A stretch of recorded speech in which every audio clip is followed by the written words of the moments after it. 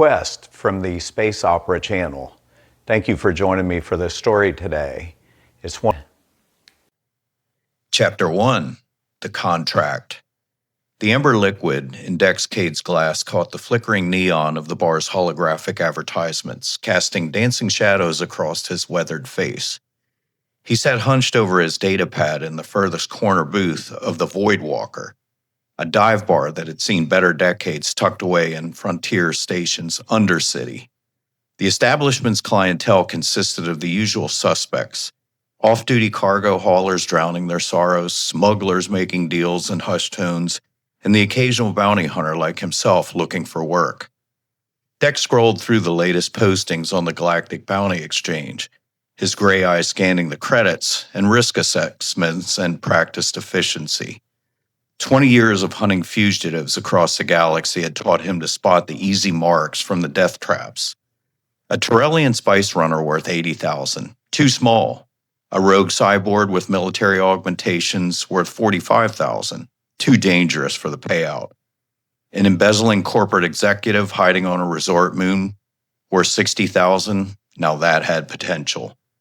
The synthetic leather of his jacket creaked as he reached for his drink. The garment had been seen action on dozens of worlds, bearing the scars of plasma burns, blade cuts, and the general wear that came with a life lived on the edge of civilized space. Like its owner, it was functional rather than fashionable, designed for survival rather than style. Dex Kade. The voice made him look up from his datapad. A tall, lean man in an authority uniform stood beside his table, his hands clasped behind his back in the rigid posture that screamed career bureaucrat. Agent Morse. Dex recognized him from their previous dealings. Morse had the pale complexion of someone who had spent most of his time on space stations and core worlds, his dark hair slicked back with a kind of precision that suggested an obsession with control. Agent Morse. Dex didn't invite him to sit, but Morse slid into the booth anyway. Didn't expect to see authority brass in a place like this. Slumming? Morse's smile was thin and didn't reach his eyes. I have a job for you, high value, high priority. I'm listening. Dex minimized his datapad but kept his hands visible. An old habit when dealing with authority types who might be wired for surveillance. Morse placed a secure data chip on the table between them. Nythara, Saurian, 34 standard years old, former accountant for the Crimson Nexus syndicate who decided to help himself to 50 million credits from their accounts, killed 3 enforcers on his way out. Dex raised an eyebrow. The Crimson Nexus was one of the most ruthless criminal organizations in the sector. Stealing from them was tantamount to suicide. 50 million, that's not accountant money, that's buy your own fleet money. Indeed, which is why the contract is worth 500,000 credits. The number made Dex pause mid-sip. That was triple his usual rate for a high-value target. In his experience, when someone offered that much money, it usually wasn't meant the job came with complications that would get you killed in creative ways. 500,000. Dex sat down his glass carefully. What's the catch? No catch. The syndicate wants him back, along with whatever's left of their money. They're prepared to pay handsomely for results. Morse's body language told a different story. The agent's fingers drummed against the table in a staccato rhythm, and his eyes kept darting towards the bar's entrance. Most telling of all, he said the syndicate wanted Nythara back, not alive. In Dex's experience, criminal organizations like the Crimson Nexus preferred their thieves returned in small, bloody pieces as an object lesson to others. They want him alive? Dex asked, testing his theory. That's preferable, but the priority is recovering the stolen funds and ensuring this doesn't happen again. There it was, the careful phrasing that gave the client plausible deniability if their target happened to suffer an unfortunate accident during capture. Dex had heard similar language countless times before. The syndicate wanted Nythara dead, but they needed someone with legitimate authority credentials to do the job so it looked official. Why me? The syndicate has their own enforcement arm. Vac and his crew are efficient at this sort of thing. Morse's jaw tightened slightly. This requires delicacy. Nythara has information that could be embarrassing if it became public. We need someone who understands discretion. Politics. Dex should have known. The most dangerous jobs always involve politics. Still, 500,000 credits would cover his ship's needed repairs and leave enough for a comfortable retirement on some backwater world where nobody asked questions about his past. His ship, the Ranger's Gambit, was currently docked 3 levels up, and according to his last maintenance assessment, she needed new hyperdrive motivators, upgraded life support systems, and a complete overhaul of her defensive shielding. The estimate had been 250,000 credits, money he didn't have. When do you need this done? Immediately. Nythara was last spotted on Nexus Station 3 days ago. Every hour he remains free increases the chance he'll disappear into the outer rim, where even you might not find him. Moore slid the data chip closer to Dex's hand. Full payment on delivery. Half now if you prefer. Dex picked up the chip and pocketed it. I'll take the full payment on delivery. Less paperwork that way. The relief on Morse's face was almost comical. Excellent. I'll file the necessary authorizations. You'll have full authority backing for this operation. Just remember, Agent, I work alone, and I do things my way. No handlers, no check-ins, no interference. You want results, you let me work. Of course. Moore stood and straightened his uniform. Oh, and Dex? Time is of the essence. The longer Nythara remains at large, the more complications may arise. After Morse left, Dex finished his drink and made his way through Frontier Station's winding corridors towards the docking bays.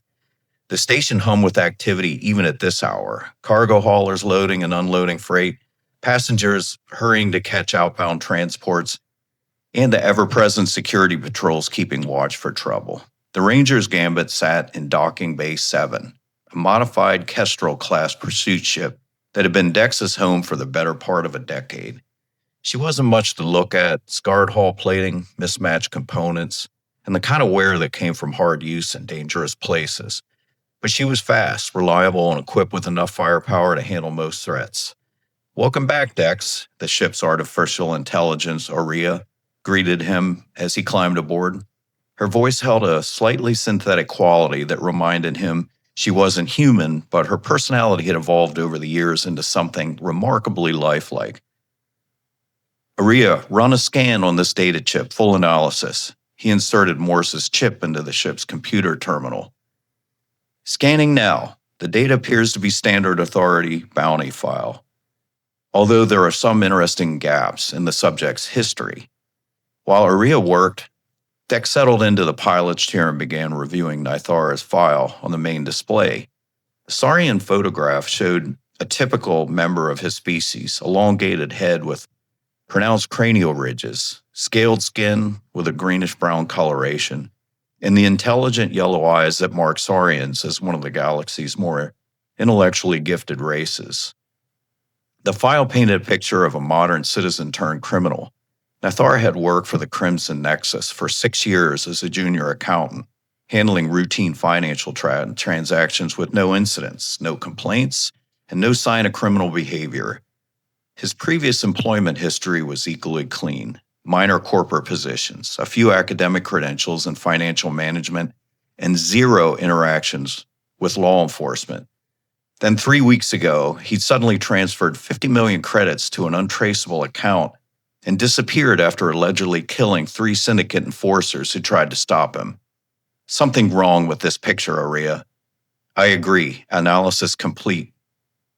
The file has been heavily edited, and several key pieces of information have been redacted using authority-level encryption. Whatever Mr. Nythara actually did, it wasn't simple theft. Dex studied the tactical assessment. Nythara had no combat training, no weapons certifications, and no history of violence. The idea that he'd killed 3 syndicate enforcers, trained killers who survived on their reputation for brutality, seemed unlikely at best. What's your take on the timeline? Interesting discrepancies. The alleged theft occurred on a Tuesday, but the first enforcer wasn't found dead until Thursday. The second and third bodies were discovered weren't discovered until the following week in different locations across the station. This suggests either careful planning or someone else killed them and pinned it on the accountant. Dex leaned back in his chair. Any idea why Morse wants this job done so quietly? Unknown, but I'm detecting several red flags.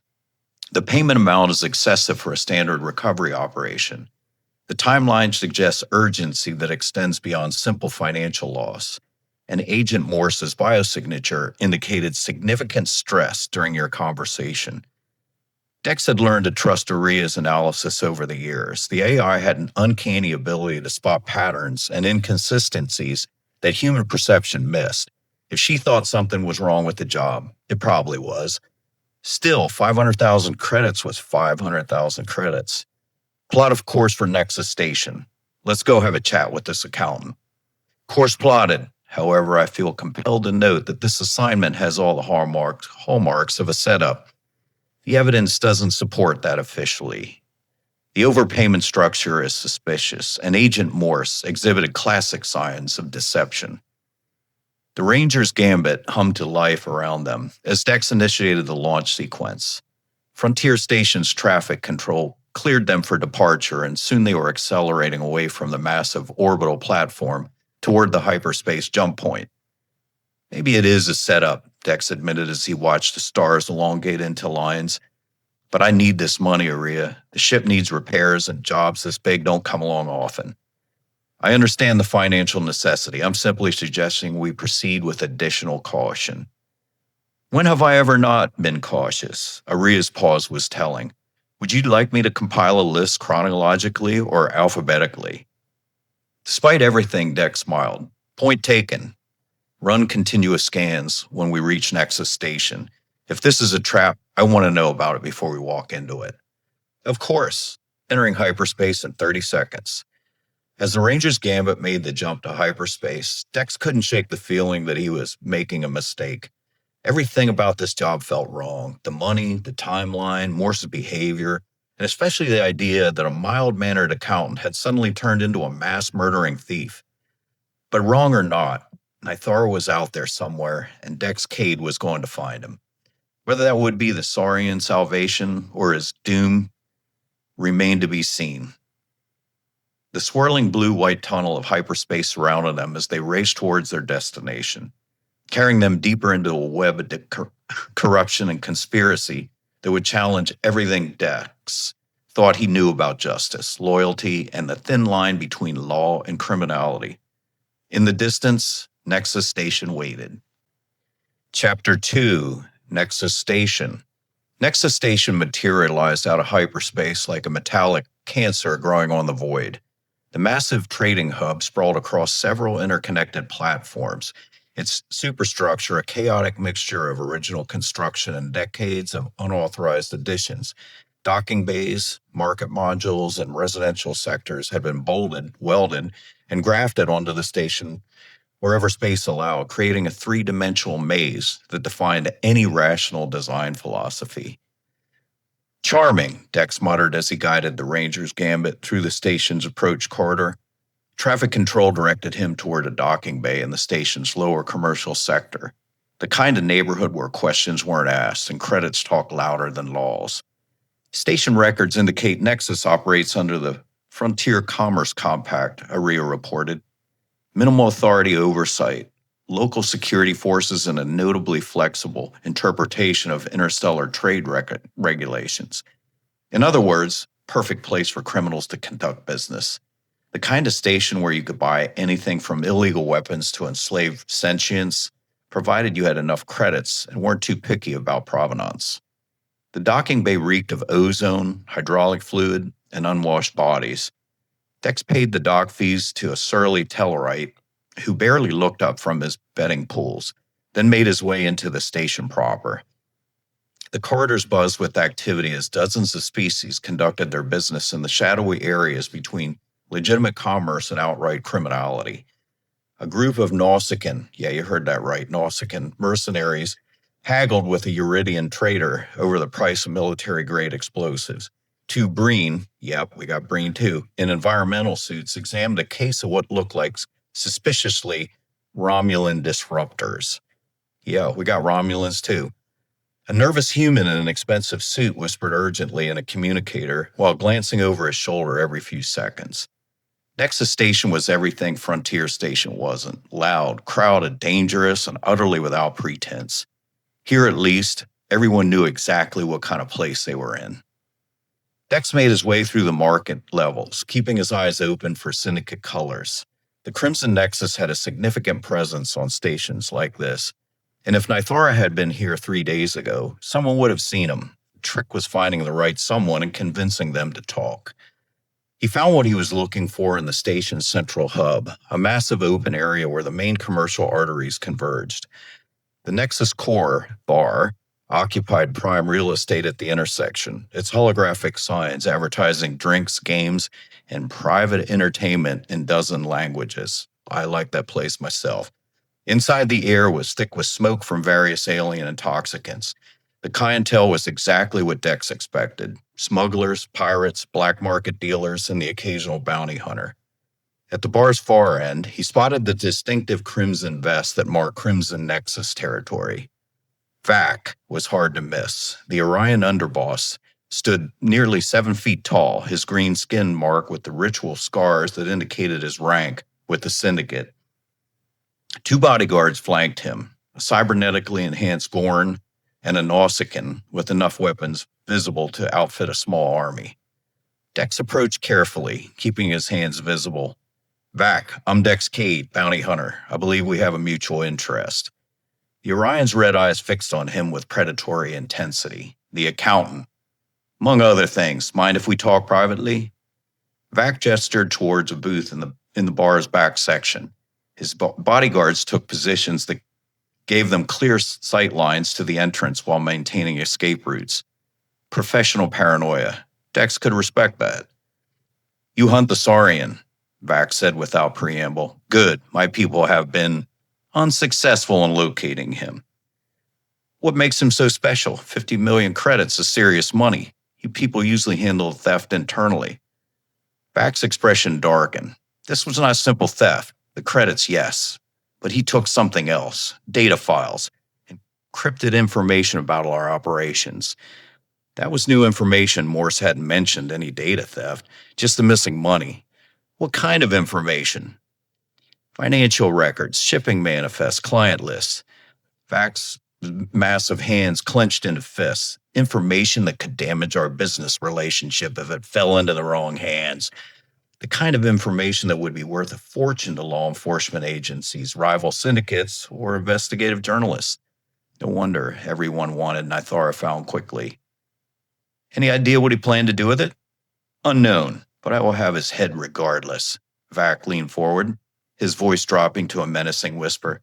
"Find him quickly, Hunter. Others seek him as well, and they may not be as discriminating in their methods." Dex spent the next several hours working his way through the station's underworld, questioning anyone who might have encountered a nervous Saurian 3 days ago. The process was familiar: buying drinks, making small talk, and gradually steering conversations toward his target. At the broken hyperspace, a dive bar near the cargo docks, he found his first real lead. The Denobulan bartender remembered Nythara clearly. "Yeah, Denobulans, not just doctors. Nervous fellow, that one," the bartender said as he polished glasses with his arms. "Keep looking over his shoulder. Jumped every time someone entered. Asked about safe passage off station. Wanted to know who could be trusted." "That's unusual behavior for a thief," Dex observed. "That's what I thought. Most criminals who hit it big act confident, flashing their money around, buying drinks for everyone. This one acted like he was running from something terrible." Cargo handler at the loading docks confirmed the story. Nythara had approached him, asking about transport to somewhere safe, offering to pay triple the normal rate for passage. The handler had directed him towards the smuggler's district. "Seemed scared," the handler added. "Not quite guilty scared, like someone who'd been caught stealing. Terror scared, like someone who was trying to kill him." The distinction was important. Dex had arrested enough criminals to recognize the difference between guilt and fear. Guilty people tried to bluff, deflect, or run. Terrified people just wanted to survive. In the smuggler's district, Dex found more pieces of the puzzle. Nythara had eventually connected with a smuggling crew operating out of Docking Bay 94. The Starlight Runner, a modified freighter that specialized in moving people who didn't want their travel plans on official records. Dex made his way to the docking bay, but something felt wrong the moment he entered. The area was too quiet, with none of the usual activity around an active smuggling operation. The Starlight Runner sat in its berth, but no crew was visible. He found them in the ship's cargo hold, 3 bodies, all killed, with precision shots to the head, professional work, the kind of execution style favored by syndicate enforcers. The crew hadn't even had time to draw their weapons. Dex examined the scene carefully, looking for clues about what had happened. The ship's security systems had been disabled, but whoever did it had missed the backup recorder hidden in the environmental controls. The footage showed Nythara boarding the ship 2 days ago, clearly agitated and constantly checking the docking bay entrance. The crew had seemed nervous, but willing to take his money. Then 6 hours later, 3 figures in syndicate colors had entered the ship. What followed was brutal and efficient. The crew was executed without question or ceremony. But the most interesting part, after the killings, Nythara emerged from a hidden compartment in the cargo hold, saw the bodies, and ran. The security feed showed him escaping through a maintenance hatch, his face a mask of horror. Aria, I'm uploading some security footage. Analyze Nythara's behavior patterns. Analyzing. Dex, this individual displays classic signs of trauma and fear, not guilt or criminal intent. His body language suggests he's running from pursuers rather than fleeing justice. More evidence that something wasn't right about this case. Nythara wasn't acting like a criminal who'd pulled off a major score. He was acting like a victim. Dex continued his investigation, tracking Nythara's movements through the station's security network. The Saurian had eventually found passage on a mining transport bound for Kepler's Deep, a harsh frontier world where someone could disappear among the transient worker population. As he prepared to return to the ship, Dex noticed he was being followed. 3 figures in station security uniforms had been shadowing him for the past hour, always staying just within sight but never approaching directly. When he turned toward the docking bays, they moved to intercept. Dex Kade, the lead security officer, was a Bolian with a kind of augmented muscle mass that came from illegal enhancement drugs. Station security, we need to ask you some questions. What about? You've been asking questions about syndicate business. That makes some people nervous. The kind of people who paid station security look the other way, Dex realized. He glanced around, noting escape routes and potential cover. The docking bay corridor was narrow, with maintenance access panels every 20 meters. I'm conducting a legitimate bounty hunting operation under authority sanction, Dex said, keeping his voice level. Unless you have a warrant, we have nothing to discuss. The Bolian smiled, but it didn't reach his eyes. This isn't authority space, Hunter. Here we handle things our way.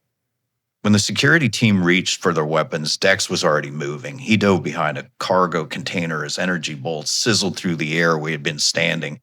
The corridor erupted in chaos as the other travelers scattered for cover.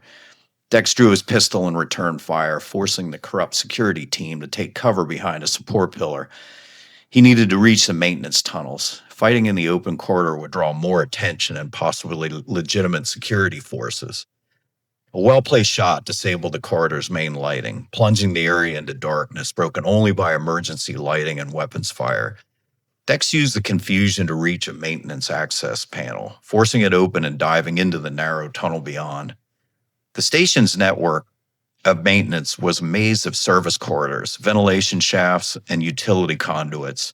Dex navigated by memory and intuition, using his knowledge of station design to stay ahead of the pursuers.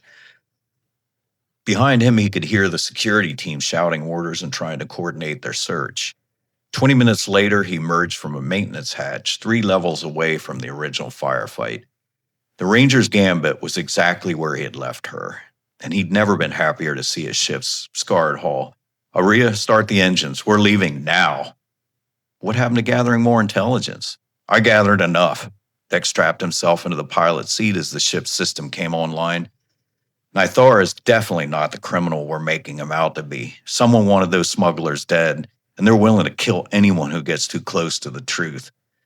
As the Ranger Gambit cleared Nexus Station space, Dex set course for Kepler's Deep. Whatever Nythara had stumbled into, it was bigger than simple theft. The accountant was running for his life, and now Dex understood why.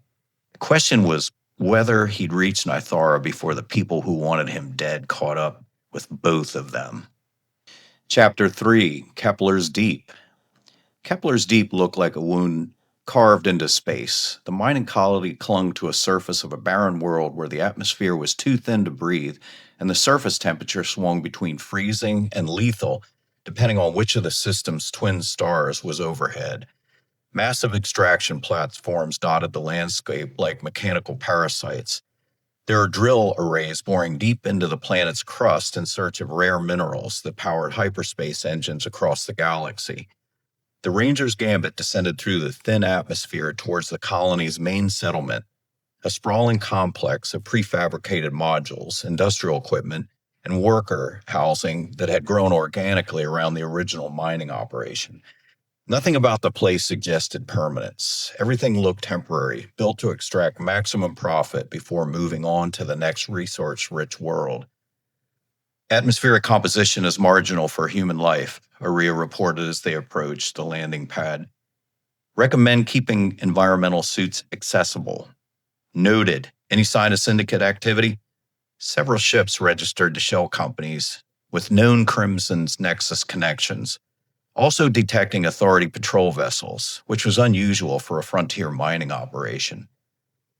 Dex filed that information away as he set the ship down on a corrugated metal landing pad that had seen better days. The docking fees were paid to an automated system. No questions asked, no records kept beyond basic Port Authority requirements.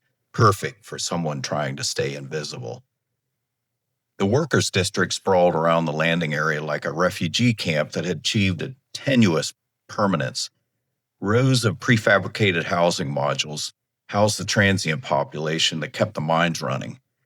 The air recycling systems worked overtime to maintain breathable atmosphere, giving everything a metallic taste that coated the back of your throat.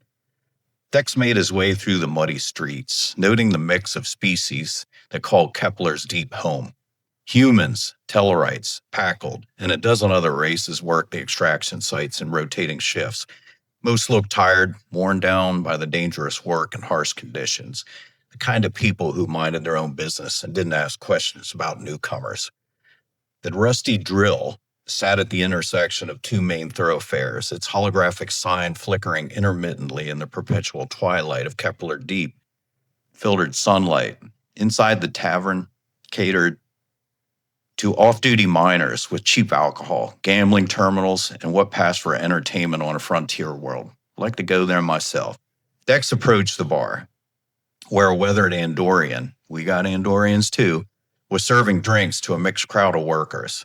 The bartender's antenna twitched slightly as Dex sat down, a subtle sign of alertness that suggested this establishment saw its share of dangerous customers.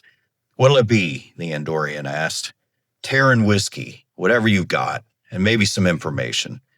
The bartender poured a generous measure of amber liquid that probably hadn't seen Earth in several decades. "Information costs extra around here."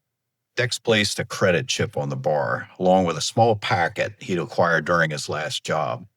Rissian euphoric spice, illegal in most sectors, but popular among workers looking to forget their problems for a few hours. It's good stuff. "For your personal use," Dex said quietly. "Call it a gesture of goodwill." The Andorian's eyes widened slightly as he recognized the substance. The spice was worth more than most miners made in a month. He palmed both the credit chip and the packet with practiced discretion. "What kind of information?" "I'm looking for someone. Saurian male. Would have arrived here 2 days ago. Nervous, paying in cash, keeping a low profile." Bartender considered for a moment, then nodded toward a corner booth. "Talk to Korash. Tellarite in the red jacket. He knows everyone who comes and goes around here." Dex took his drink and approached the indicated booth. Korash was exactly what he had expected. A middle-aged Tellarite with a kind of suspicious expression that came from years of frontier living. Other miners sat with him, but they excused themselves when Dex approached. Koresh, I'm looking for information about a Saurian who might have passed through here recently. The Tellarite's pig-like features scrunched into a frown. Information ain't free, bounty hunter. Dex wasn't surprised his profession had been identified so quickly. On worlds like this, strangers asking questions usually fell into one of three categories: law enforcement, criminals, or bounty hunters. His reputation apparently had preceded him. Fair enough. Dex placed another credit chip on the table. Saurian male, arrived 2 days ago. Probably nervous, looking for transportation off-world. Karash's expression shifted from suspicious to interested. Yeah, I talked to him. Strange fellow. Wasn't looking for the usual things. Such as? Most people come here to disappear, right? New identity, passages somewhere nobody asks questions, maybe some black market augmentation to change their appearance. This Saurian, he was different. Dex leaned forward. How so? He was asking about journalists. Wanted to know if there were any clean news services that couldn't be bought or intimidated. Asked about secure communication routes, encryption services, that sort of thing. That was definitely not typical criminal behavior. Thieves didn't usually seek out investigative reporters. They avoided them. Did he say why? Something about exposing the truth. Said he had information that people needed to know, but he was running out of time. Karash drained his drink and signaled for another. Honestly, he seemed more like a whistleblower than a criminal. The pieces were starting to fall into place. Nythara wasn't trying to profit from his theft. He was trying to expose something. The 50 million credits in the encrypted data files weren't a score. They were evidence. Any idea where he went from here? He rented a room at Kowalski's boarding house for one night, then disappeared. Paid in advance, didn't take his deposit back. Left in a hurry. Dex was about to ask for more details when he noticed a change in the tavern's atmosphere. Conversations had grown quieter, and several patrons were subtly moving towards the exits. The Andorian bartender caught his eye and nodded toward the front entrance. 3 figures in syndicate colors had entered the rusty drill, their weapons visible and their intentions clear. At the same time, 2 men in authority uniforms came through the rear entrance. Neither group had noticed the other yet, but that wouldn't last long. Karash, where's this boarding house? 3 blocks north, can't miss it, but... Tellurite's words were cut off as the syndicate enforcer spotted the authority agents. Recognition flashed between the 2 groups, followed immediately by the realization that they were hunting the same target. Dex was already moving when the first shots were fired. The tavern erupted into chaos as energy bolts crisscrossed the room. Patrons dove for cover behind overturned tables while the 3 factions, syndicate killers, corrupt authority agents, and 1 very annoyed bounty hunter, tried to eliminate each other in the cramped space. Dex used the confusion to his advantage, staying low and moving towards the tavern side exit. A syndicate enforcer tried to intercept him, but Dex's combat experience showed as he put 2 precise shots into the alien's chest. Behind him, the firefight intensified. The authority agents had taken cover behind the bar, while the remaining syndicate killers used the booth's seating for protection. Innocent miners were caught in the crossfire, adding their screams to the cacophony of weapons fire and shouted orders. Dex reached the side exit just as one of the authority agents spotted him. There, the bounty hunter. Energy bolts scorched the air around him as he dove through the exit into the muddy street beyond. Behind him, the rusty drill continued to echo with weapons fire and the sounds of destruction. Kowalski's boarding house was exactly where Karash had said it would be, a 2-story prefabricated structure that had seen better decades. Dex found the proprietor, a nervous human woman, who confirmed that a Saurian had rented room 12 for one night. Paid cash, kept to herself, she said, eyeing the weapons fire visible through the boarding house windows. Left some things behind when he took off. Room 12 was sparse, even by frontier standards. A narrow bed, a small table, and a storage locker that had been hastily emptied. But Nythara had been in a hurry, and people in a hurry made mistakes. Dex found the first mistake, behind the room's ventilation grate, a data storage device no larger than his thumb. The second mistake was hidden inside the room's light fixture, a small recording device that had been activated recently. "Arya, I'm uploading some files, priority decryption." While the ship's AI worked on the encrypted data, Dex activated the recording device. Nythara's voice filled the small room, speaking in the clipped tones of someone under extreme stress. "If anyone finds this, my name is Nythara, and I work for Authority Internal Affairs Division. 6 months ago, I was assigned to investigate financial irregularities in the Crimson Nexus Syndicate's operations. What I discovered was a conspiracy that reaches into the highest levels of Authority command." Dex felt something cold settle in his stomach. Internal affairs? Nythara wasn't a criminal. He was an undercover Authority investigator. The recording continued. "The syndicate has been paying bribes to Authority officials for years. Shipping manifests falsified to hide weapons shipments to rebel groups. Drug trafficking operations given safe passage through Authority space. Even assassination contracts against legitimate journalists and investigators." The picture was becoming clearer, and it was uglier than Dex had imagined. The Crimson Nexus wasn't just another criminal organization. They were operating with official protection from corrupt Authority officials. "I was discovered 3 weeks ago," Nythara's voice continued. "My handler, Agent Vorse, tried to have me eliminated rather than risk exposure. The 50 million credits weren't stolen. They were recovered from a slush fund used to pay bribes. The data files contain evidence of everything: financial records, communication logs, assassination orders. Agent Morse, the same Authority agent who had hired Dex to hunt Nythara down. The job wasn't about recovering stolen money. It was about eliminating a witness to massive corruption. I don't know who to trust within the Authority," the recording concluded. "If something happens to me, I hope this evidence will reach someone who can act on it. The corruption has to be stopped before more people die." "Dex," Aria's voice crackled through the communicator, "I've completed the initial decryption. These files contain detailed financial records linking Authority officials to syndicate operations. Also, I'm detecting multiple ships converging on your location." Through the boarding house window, Dex could see the flashing lights of security vehicles and the distinct silhouettes of syndicate ships landing at the spaceport. Both sides had tracked him to Kepler's deep, and they were closing in fast. He pocketed the recording device in data storage, then made his way towards the boarding house's rear exit. Whatever else happened, he couldn't let Nythara's evidence disappear. Too many people had already died to keep this conspiracy secret. As he moved through the colony's back alleys towards his ship, Dex reflected on how wrong he'd been about this job. 20 years of bounty hunting had taught him to spot guilty criminals, and Nythara wasn't one. The Saurian was exactly what he appeared to be: a terrified investigator trying to expose corruption before it got him killed.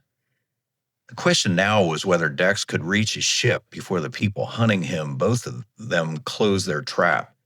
Behind him, the sounds of search teams grew louder as syndicate enforcers and corrupt Authority agents combed through the colony. The Ranger's Gambit sat on the landing pad like salvation, made of metal and ceramic, but as Dex approached, he could see figures moving in the shadows around his ship. They'd had found him. Time was running out, and the real hunt was just beginning. Chapter 4, Pursuit. Dex counted at least 6 figures positioned around the Ranger's Gambit, too many for a direct approach, but he didn't have time for subtlety. Behind him, the sounds of search teams grew louder as they swept through Kepler's Deep's worker district. He was caught between the hunters and their trap. The maintenance tunnels beneath the landing pad offered a possible solution. Dex found an access hatch 50 meters from his ship and dropped into the colony's utility network. The tunnels here were newer than those on Nexus Station, designed for the harsh conditions of a mining world, but they still provided cover and concealment. He emerged directly beneath the Ranger's Gambit's landing struts, then used his ship's external maintenance panel to remotely activate the engines. The sudden roar of warming reactors caught the ambush team by surprise, their positions exposed as they moved to compensate for the unexpected noise. Dex's pistol shot twice, dropping the 2 closest figures before their partners could react. Then he was sprinting up the ship's boarding ramp as energy bolts seared the air around him. The ramp sealed behind him just as return fire peppered the hull. "Arya, get us out of here. Maximum burn." "Engines at full power. Warning, multiple ships are launching from the spaceport to intercept us." The Ranger's gambit lifted off with enough acceleration to slam Dex into his pilot's chair. Through the cockpit windows, he could see muzzle flashes from the ground as the remaining ambush team tried futilely to damage his ship with small arms.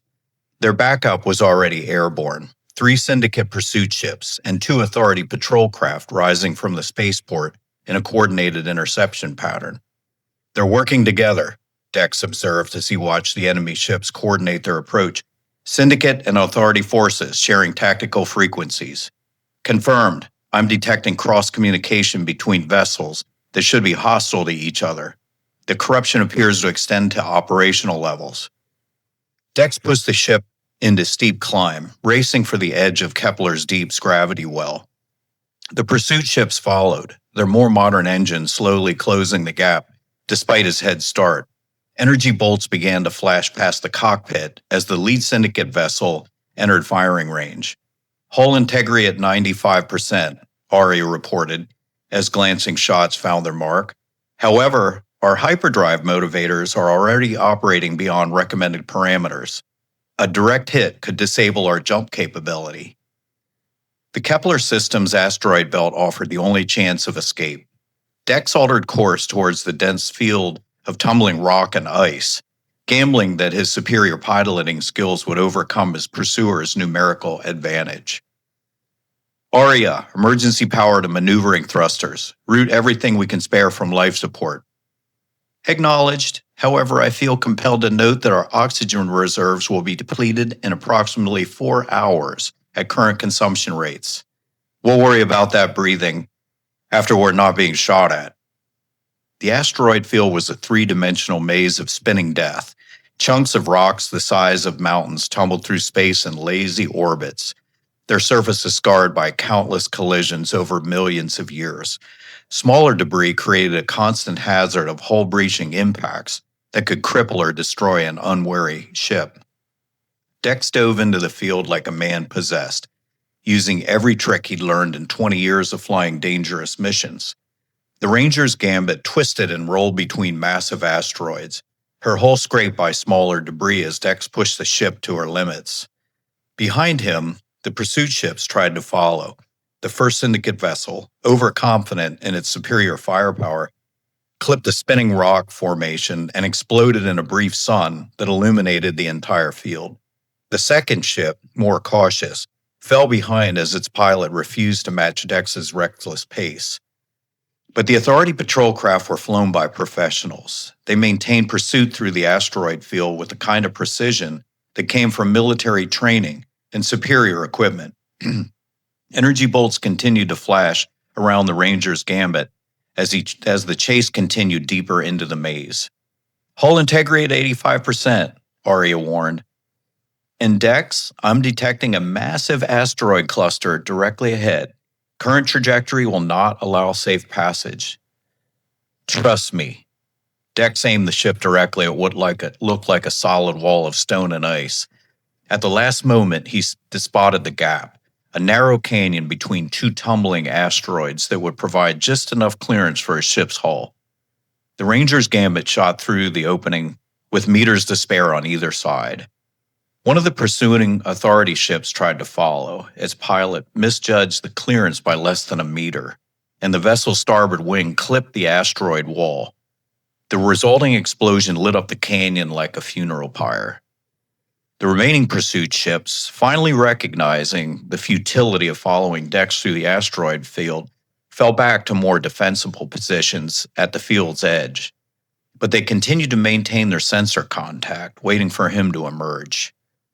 "Arya, can you plot a jump course from the inside the field?" "Extremely dangerous, but possible. I can calculate a trajectory that will clear the largest asteroids, but smaller debris could interfere with hyperspace generation." "Do it. Meanwhile, start analyzing those files I recovered from Nythara's room." While Arya worked on both tasks, Dex used the temporary respite to study the data more carefully. The recording device had contained more than just Nythara's confession. It also held preliminary analysis of the evidence that the undercover investigator had gathered. The scope of the corruption was staggering. Authority officials at the sector level had been taking bribes from the Crimson Nexus for at least 5 years. In exchange, syndicate ships received safe passage through Authority space. Their cargo manifests were falsified to hide illegal weapons shipments, and investigation into syndicate activities were repeatedly delayed or diverted. But the conspiracy went well beyond simple bribery. The files contained evidence of Authority officials actively participating in criminal operations. Weapons meant for planetary defense forces were being diverted to rebel groups. Drug shipments were being protected by Authority escorts. Even assassination contracts against journalists and investigators were being approved at official levels. Arya, cross-reference those shipping manifests with Authority patrol schedules. I want to know how deep this goes. Analysis complete. The correlation is significant. Authority patrol routes have been systematically altered to avoid syndicate shipping lanes during key operational windows. This high level of coordination requires high-level access to classified patrol schedules. Dex felt his stomach tighten. The corruption wasn't limited to a few bad actors taking bribes. It was systematic, organized, and reached into the highest levels of Authority command. No wonder Nythara had been so terrified. He stumbled onto a conspiracy that could bring down senior officials across multiple sectors. Hyperjump calculations complete, Arya announced. However, I must advise that our destination options are limited. We need a location where we can effect repairs and where you can decide on a course of action. Dex studied the star charts. Most Authority-controlled systems would be compromised if the corruption extended as far as the evidence suggested. But there was only one possibility: Port Sanctuary, an asteroid settlement in the lawless border region between the Authority and Klingon space. Yep, here come the Klingon space. Set course for Port Sanctuary. It's not under Authority jurisdiction, and even the Syndicate has limited influence there. Port Sanctuary has its own reputation for violence and criminal activity, Arya warned. True, but at least the criminals are honest about being criminals. Plot the jump. The Ranger's Gambit streaked out of the asteroid field and immediately entered hyperspace, leaving the pursuit ships behind. But as Dex watched the swirling tunnel of hyperspace around his ship, he found himself questioning everything he thought he knew about his profession. How many people had he captured over the years who were actually trying to expose corruption? How many criminals had just been whistleblowers, journalists or investigators getting too close to inconvenient truths? His reputation and livelihood depended on completing contracts without asking too many questions. But this case was forcing him to confront uncomfortable possibilities. 20 years of bounty hunting had taught him to trust the system. Authority officials were the good guys, criminals were the bad guys, and his job was to bring the latter to justice. But what happened when the system itself was corrupt? What happened when the good guys were actually the bad guys? Arya, access my case files from the past 5 years. Cross-reference targets with any connection to financial investigation, journalistic work, or anti-corruption activities. That will take some time to process completely. However, preliminary results show at least 12 cases where targets had connections to investigate work or whistleblowing activities. 12 people, 12 individuals who might have been trying to expose corruption rather than commit crimes. 12 lives that Dex had helped destroy because he trusted the wrong people. The weight of that realization settled on him like a physical burden. He built his reputation on being thorough, professional, and effective. But he'd never questioned whether his contracts were legitimate. He'd assumed the Authority sanctions meant Authority justice. Approaching Port Sanctuary, Arya announced. The asteroid settlement is interesting. Port Sanctuary materialized out of hyperspace as a cluster of interconnected modules and docking bays carved directly into a massive asteroid.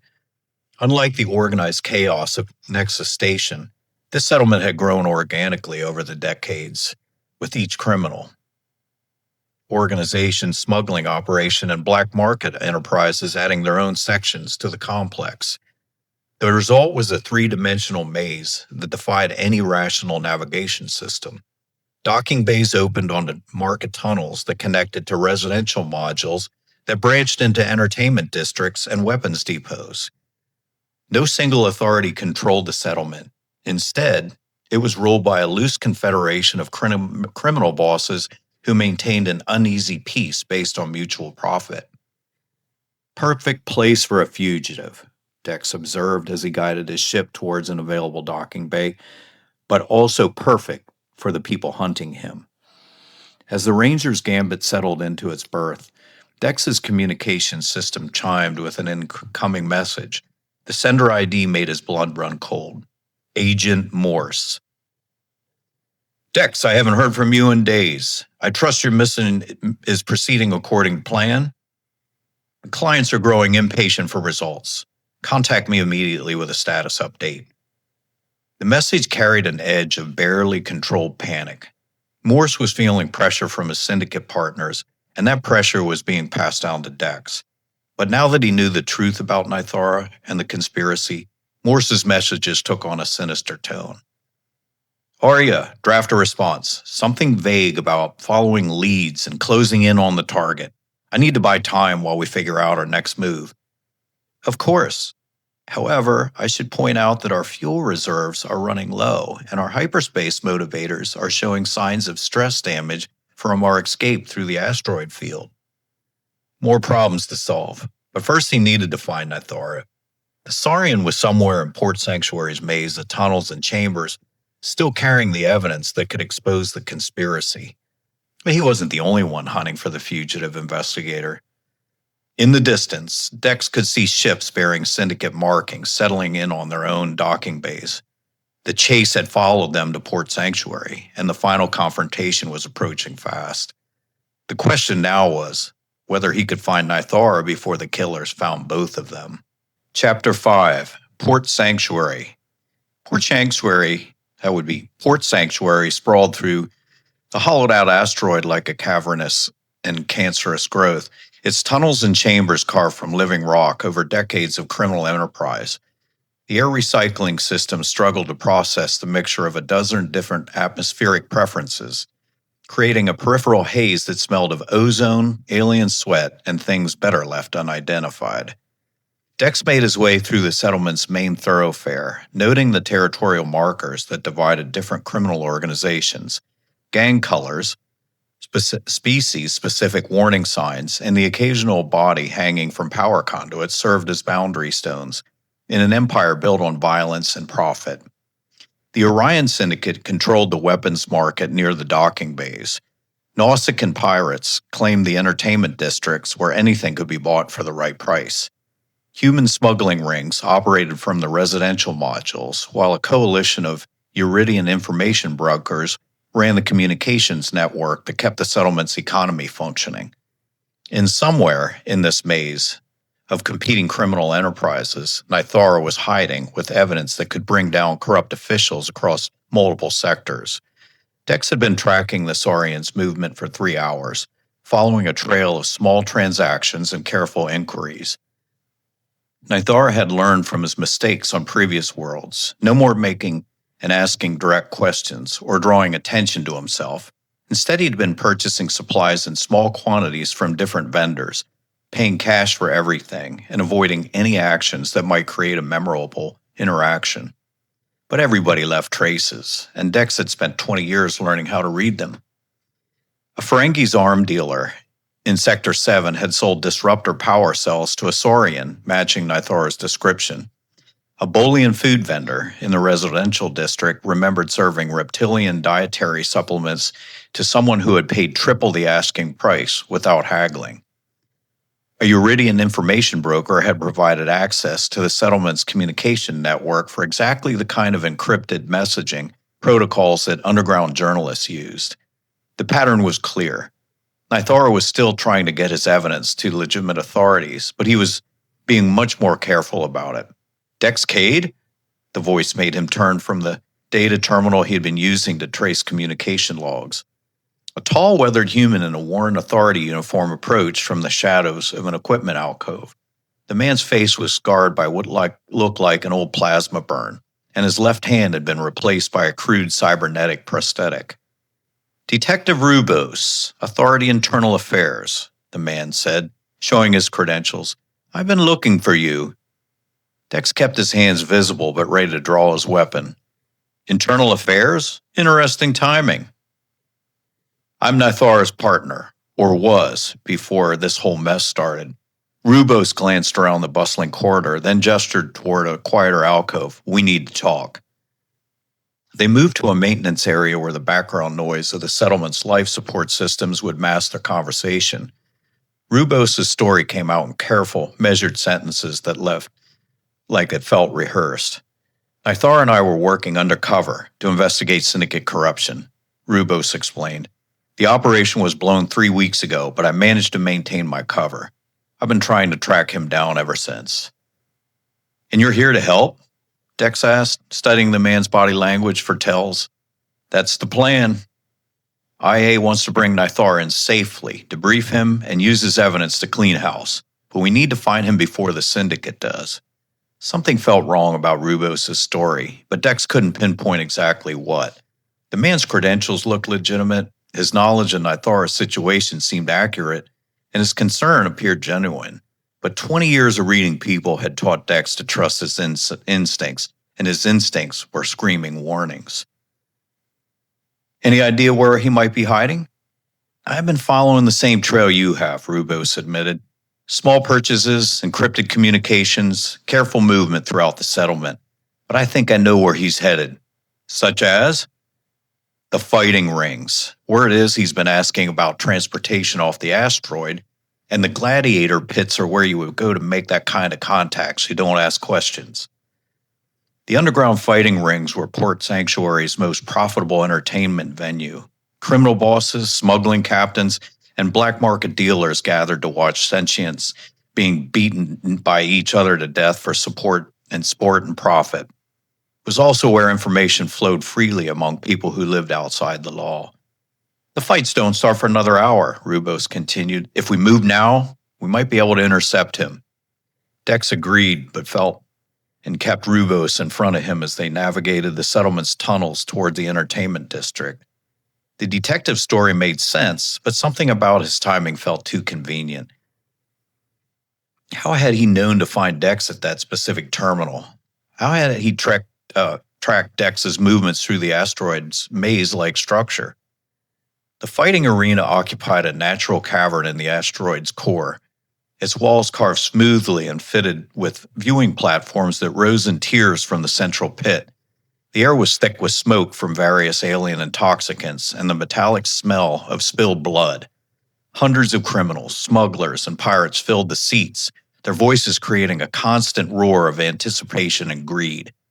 In the pit below, a massive Gorn was systematically dismantling a cybernetically enhanced human while the crowd placed bets on how long the small fighter would survive. The human's augmentations sparked and smoked as the Gorn's claws found vulnerable points in his armor. "There," Rubos pointed towards a section of seating near the arena's main entrance. "Saurian in the dark cloak, 3rd row up." Dex followed the detective's gaze but couldn't get a clear view of the fugitive's face. The lighting in the arena was deliberately dim, designed to create an atmosphere rather than provide illumination. "I can't tell if that's him from here." "We need to get closer, but carefully. If he spots us and runs, we might not get another chance." They made their way through the crowd, using the noise and chaos of the ongoing fight as cover. But as they approached the seating area, the cloaked figure stood and began moving toward one of the arena's side exits. "He's moving," Dex observed. "Looks like he spotted us."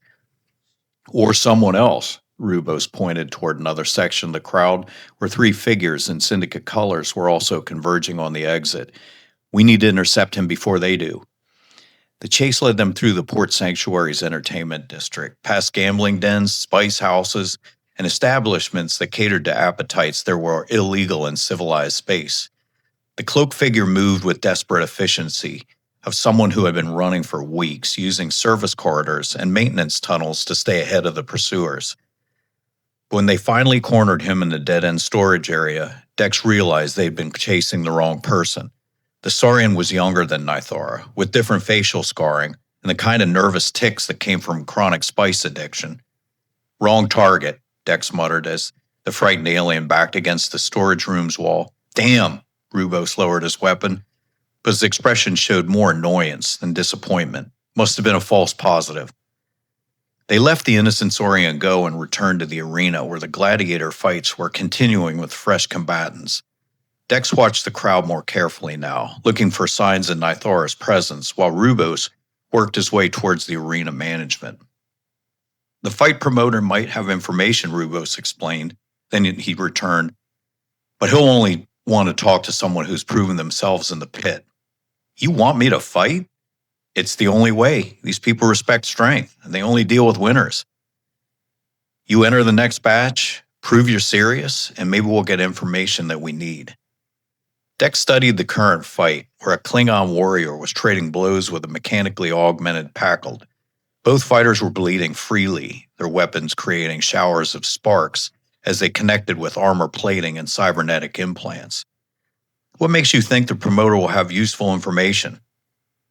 "Word is, somebody's matching Nythara's description paid for information about transportation off the asteroid. Asked specifically about the routes to core worlds with clean journalism networks."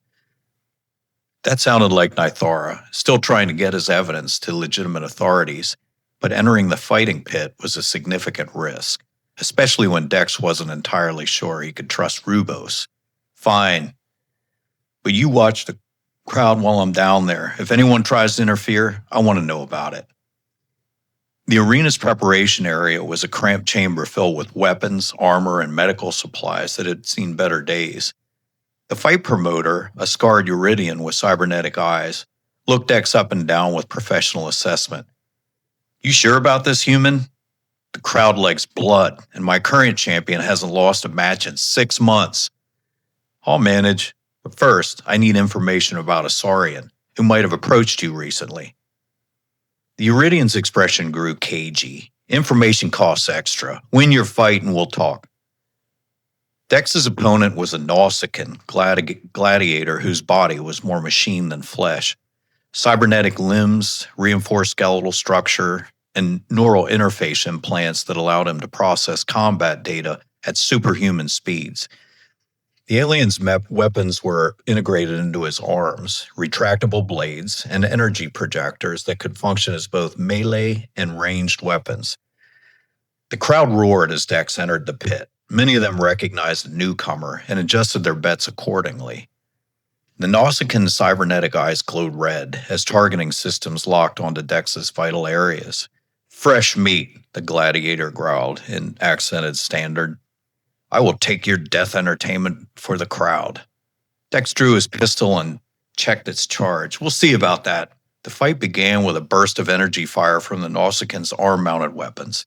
Dex rolled sideways, using the pit's scattered debris as cover, and returning fire scorched the arena floor where he'd been standing. The crowd cheered as the gladiator pursued, his cybernetic legs allowing him to move with inhuman speed and precision.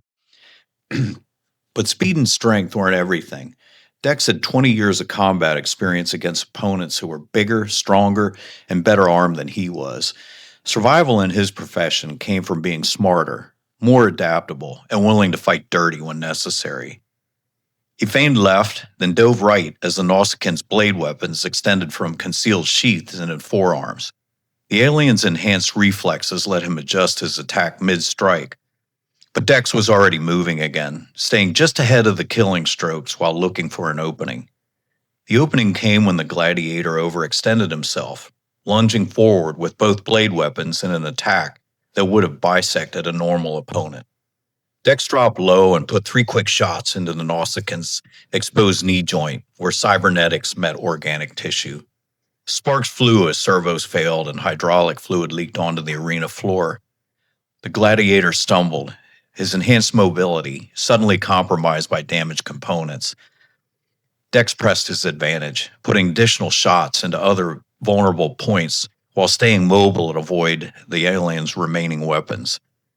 The fight ended when the Nausicaan-damaged systems finally failed completely, leaving him immobilized on the arena floor. The crowd's roar was deafening as Dex stood over his defeated opponent, victorious, but breathing hard from the exertion. "Impressive," the Iridian promoter said, as Dex returned to the preparation area. "You fight like someone who's faced death before and learned from it." "About that information." Yes, the Saurian, nervous fellow, asked about transportation to Haven Colony, specifically wanted passage that couldn't be traced, and was willing to pay premium rates for discretion. Haven Colony, Dex knew the settlement, a semi-legitimate trading hub that served as a meeting point between criminal and lawful commerce, the kind of place where an undercover investigator might be able to contact clean journalists without drawing too much attention. Did he say why Haven Colony specifically? Something about meeting someone there. Mentioned needing to get information to people who he could trust. The Iridian cybernetic eyes whirled as they adjusted focus. But here's the interesting part. You're the second person to ask about him. Second person? Your partner there asked the same question about an hour ago. Dex felt ice form in his stomach. Rubos had claimed to be following the same leads, but if he'd already spoken to the promoter, why had he insisted that Dex fight for the information? He made his way back to the arena seating area, scanned the crowd for Rubos's distinctive scarred face, but the detective was nowhere to be seen. Instead, Dex spotted 3 new figures in syndicate colors who seemed to be looking directly at him. "Arya," he whispered into his communicator, "emergency pickup. Things have gone sideways." "Already en route to your location," his ship's AI responded. "However, I should mention that Detective Rubos accessed the ship's external communication array approximately 30 minutes ago. He claimed authority authorization, but I was unable to verify his credentials." 30 minutes ago, right around the time Dex had been fighting in the arena.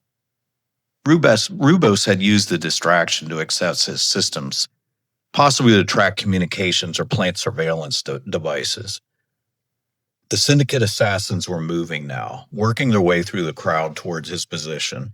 But instead of the random search pattern he'd expected from hunters following a cold trail, they moved with the precision of people who knew exactly where their target would be. Rubos had set him up. The whole story about being Nythara's partner, the chase through the settlement, even the fight in the arena, all of it designed to keep Dex busy while someone assessed the ship and tracked his movements. The question was whether Rubos was working for the syndicate, the corrupt authority officials, or both. But right now, the more pressing concern was getting out of Port Sanctuary alive. Dex drew his weapon and started moving toward the arena's emergency exit, using the crowd and the ongoing fights as cover. Behind him, he could hear the distinctive whine of energy weapons powering up as the hunt began. The game had changed again, and this time, Dex was playing against opponents who knew his moves before he made them. Chapter 6: Betrayal. Dex didn't have to look far for Rubos. The detective emerged from behind a structural support pillar near the arena's main exit, his scarred face wearing an expression of mock disappointment. 3 authority agents in tactical gear flanked him, their weapons drawn but not yet aimed directly at Dex. "You're better than I expected," Rubos said, his voice carrying none of the helpful concern from the earlier conversation. "Most bounty hunters would have walked into that trap without a second thought." "Let me guess, you're not really Nythara's partner." Rubos laughed, a second sound devoid of humor. "Oh, I know Nythara well enough. We worked together for about 6 months before he started asking the wrong questions and looking at the wrong files.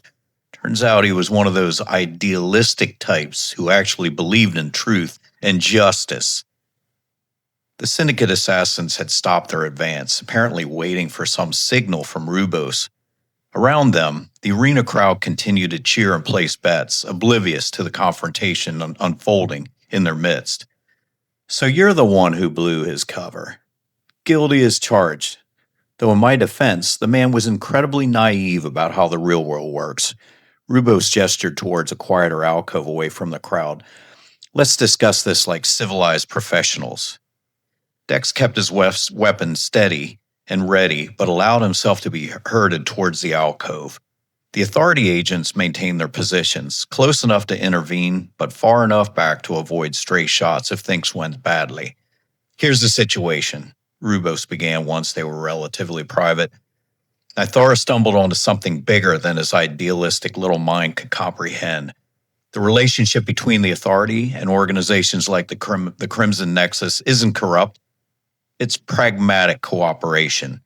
Sometimes you need people who operate outside official channels to get things done. Things like assassination and drug running. Things like maintaining stability in the galaxy that's always one step away from chaos." Rubos's tone took on the quality of a lecture. "Do you have any idea how much it costs to maintain order across hundreds of star systems? How many resources it takes to keep trade routes secure and rebellions from spreading?" Dex had heard similar justifications before, usually from people trying to rationalize their own criminal behavior. "So you take syndicate money to make ends meet?" "We accept practical assistance from practical partners. The syndicate provides information about real threats, helps eliminate dangerous revolutionaries, and ensures the interstellar commerce continues to flow smoothly. In exchange, we avoid unnecessary interference in their operations." "And kill anyone who threatens to expose the arrangement?" Rubos shrugged. "Every system has a cost. Nythara was going to destabilize something that has kept the peace for years. His evidence would have brought down officials across multiple sectors, creating power vacuums that enemies of civilization would be eager to exploit." The detective reached into his jacket and produced a credit chip. "Which brings me to my offer. 5 million credits to walk away. Forget you ever heard of Nythara. Delete whatever evidence you've collected and go find some nice quiet world to retire on." 5 million credits. 10 times what Morse had offered for the original contract. Enough money to live comfortably for the rest of his life without ever taking another job. All he had to do was abandon an innocent investigator to the people who wanted him dead. "What happens to Nythara?" "He disappears quietly, painlessly, and permanently. The evidence he's collected gets buried so deep it'll never see daylight, and everyone goes back to their normal lives."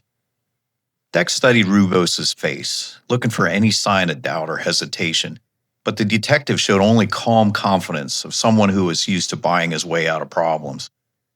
"That's a generous offer," Dex said. "I'm a generous man, and I'd rather solve this problem with credits than body counts," Rubos said. "There's just one problem with your offer." Dex shifted his weight slightly, preparing for what came next. "I don't like being played for a fool." Rubos' expression hardened. "That's unfortunate. I was hoping we could resolve this professionally." "So was I," Dex said. The conversation ended when Dex put 2 quick shots into the nearest Authority agent's chest. The man dropped without a sound, his body armor sparking from the energy weapon impacts. Dex was already moving as return fire filled the alcove, diving behind a structural support pillar as Rubos and his remaining agents took cover. "All units, we have shots fired in the arena district," Rubos spoke into his communicator. "Suspect is armed and dangerous. Use lethal force." The arena erupted in chaos as the crowd realized that the violence had spread beyond the fighting pit. Panicked criminals, smugglers, and pirates scattered in all directions, creating a stampede that quickly overwhelmed the narrow corridors leading away from the arena. Dex used the confusion to break contact, disappearing into the fleeing crowd while energy bolts scorched the air around him. Port Sanctuary's criminal underground offered countless hiding places for someone who knew how to navigate the settlement's complex territorial divisions. He made his way through the Orion Syndicate's weapons markets, past Nausicaan pirate territory, and into the neutral zone controlled by independent smugglers.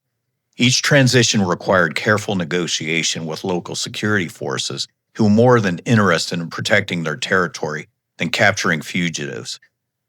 "Authority agents are hunting someone through our sector," the Orion arms dealer explained when Dex paid for safe passage.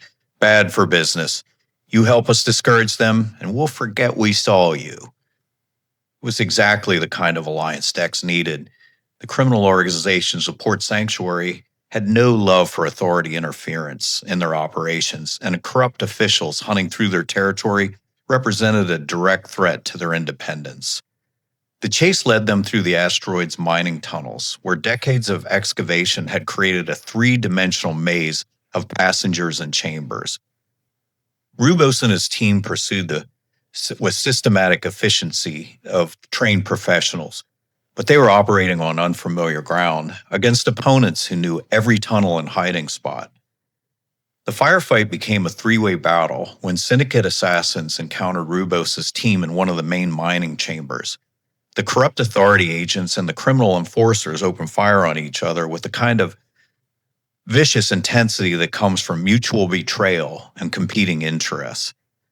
Dex found himself in the unusual position of fighting alongside Orion gangsters and Nausicaan pirates against authority agents who were supposed to be representing law and order. Energy weapons lit up the mining tunnels as the battle raged through chambers carved from living rock.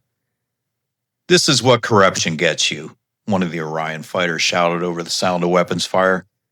"Authority promises one thing, then delivers another. Better to deal with honest criminals." The sentiment was shared by most of Port Sanctuary's criminal population. Whatever arrangements they might have with corrupt officials, they had no tolerance for authority agents conducting military operations in their territory. The battle ended when a stray shot ruptured one of the main power conduits, plunging the large sections of the mining complex into darkness. Emergency lighting cast eerie shadows as the various factions disengaged, each group retreating to more defensible positions. Dex used that confusion to make his way back to the docking base, where the Rangers Gambit waited under the protection of local security forces who had been well paid to ignore authority jurisdiction claims. "Arya, status report. I've completed analysis of the remaining data files," his ship's AI announced as Dex sealed the boarding ramp behind him. "The corruption extends far beyond what we initially discovered." The main display filled with financial records, communication logs, and shipping manifests that painted a picture of systematic corruption reaching into the highest levels of authority command. Arms shipments to rebel groups, protection for drug runners, and assassination contracts against journalists and investigators. But the most damning evidence was buried in the communications logs. Direct orders from authority officials coordinating with syndicate operations, names, dates, and confirmation codes that would be impossible to dismiss as fabricated evidence. Arya cross-referenced these communication logs with my handler database. "Processing, Dex. Agent Morse appears in those files extensively. He's listed as a primary contact for syndicate operations in this sector." The betrayal was complete. Morse hadn't just hired Dex to eliminate a witness. He'd used their professional relationship to turn Dex into an unwitting accomplice in a conspiracy to commit murder. 20 years of working with authority handlers, and Dex had never questioned their motives or methods. He trusted the system, believed the authority sanctions meant authority justice. But the system was rotten from the top to bottom, and he'd been part of it without even knowing. How many other bounty hunters are working for these people? He wondered aloud. Unknown, but the financial records suggested the corrupted officials had been using independent contractors for years. Plausible deniability while maintaining operational effectiveness. Dex stared at the evidence streaming across his displays, feeling something fundamentally shift in his understanding of the galaxy. Everything he had built his reputation on, professionalism, effectiveness, trust in the system, had been compromised by people who saw him as nothing more than a useful tool. His career as a sanctioned bounty hunter was over. Even if he could prove his innocence in Nythara's case, too many people knew. He had seen evidence of the conspiracy. Morse and his allies would never let him return to his old life. But maybe that wasn't entirely a bad thing. Maybe it was time to start working for people who deserved his help, instead of people who could afford his services. Arya, plot a course for Haven Colony, and encrypt everything we've discovered about this conspiracy. If something happens to us, I want this evidence to reach people who can act on it. Course plotted. However, I should point out that we're now fugitives from both syndicate and authority forces. Our options for safe harbor are extremely limited. Then we better make sure we reach Nythara before they do. Set maximum burn for the hyperspace jump point. As the Ranger's gambit lifted off from the port sanctuary, Dex found himself thinking about the Saurian investigator who started this whole mess by trying to do the right thing. Nythara had sacrificed his career, his safety, and possibly his life to expose corruption that others had chosen to ignore or profit from. The least Dex could do was make sure that sacrifice meant something. Behind them, Port Sanctuary's criminal organizations were settling back into their normal routines, having successfully defended their territory against authority interference. Ahead of them, the Haven colony waited with its own dangers and opportunities. And somewhere in between, the forces of corruption were mobilizing to ensure that the truth never saw daylight. But for the first time in weeks, Dex felt like he was on the right side of the hunt. Chapter 7, Haven Colony. Haven Colony sprawled across the surface of a ring moon like a metallic organism that achieved an uneasy balance between civilization and chaos. Unlike the cramped tunnels of Port Sanctuary or the industrial grimness of Kepler's Deep, Haven had grown into something resembling a legitimate settlement. Towering spires housed corporate offices alongside criminal enterprises, while sprawling bazaars served as meeting points where legal and illegal commerce intersected with surprising regularity. The Ranger's gambit settled into a public landing pad in the colony's commercial district, her hull scarred from recent battles, but her systems running smoothly after emergency repairs at Port Sanctuary. Dex paid the docking fees to an automated system that asked no questions about ship registrations or passenger manifest. Haven Colony's approach to maintaining its neutrality in an increasingly dangerous galaxy. Atmospheric composition is within normal parameters for human life, Aria reported as Dex prepared to disembark.